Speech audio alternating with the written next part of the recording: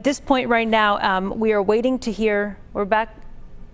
Sorry, I'm getting a couple of different things in my ear. We're going to go back out to Rebecca Lopez right now. Rebecca, right now we are seeing still a flurry of excitement from people. We understand there's going to be a celebration at 6:30 tonight on the courthouse steps from people who are excited about the reaction and the verdict that came down, a guilty verdict of murder when it comes to Amber Geiger. Have things calmed down at all? Can you kind of let us know what's happening at this point?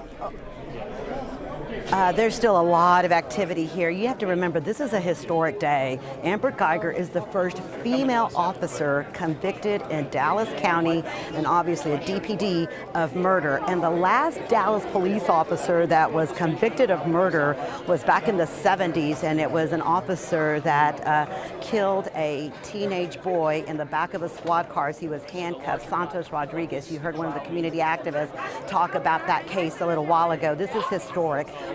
There was a Balch Springs officer, Roy Oliver, that was found guilty of murder earlier, about several months back, of shooting and killing Jordan Edwards, an unarmed teenager that was in a car and was driving away from a party, and he fired into that car and killed him. So it is historic. There's never been a female officer in Dallas County convicted of murder, and only 2 Dallas police officers that I can recall in the history of DPD that have been convicted of murder.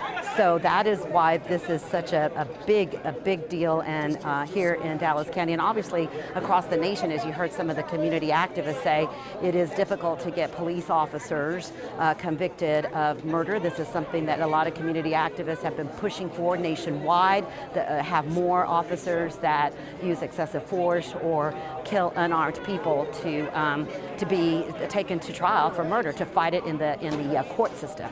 So big day here. Back to you guys. Yeah, Rebecca, I want to hang on to you for a second, because as you mentioned, a historic day. You have been with WFAA and in the Dallas community for a long time. You've seen a lot of different court cases and trials. Comparatively speaking, this is unlike any other.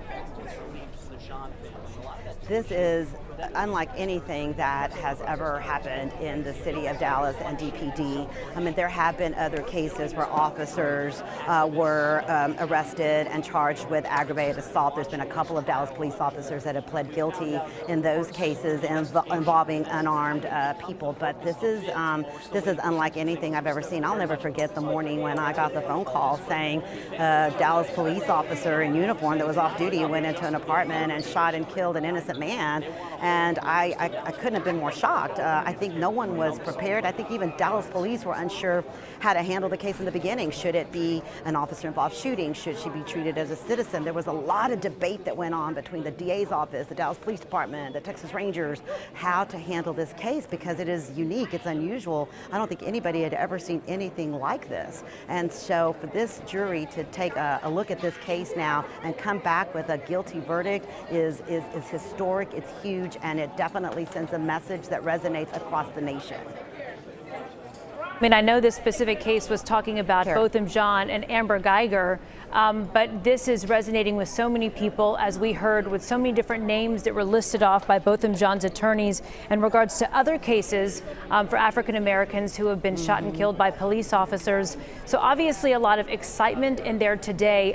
Have you seen any sign of Amber Geiger's family? And at this point, we understand we're about an hour away from when sentencing will begin.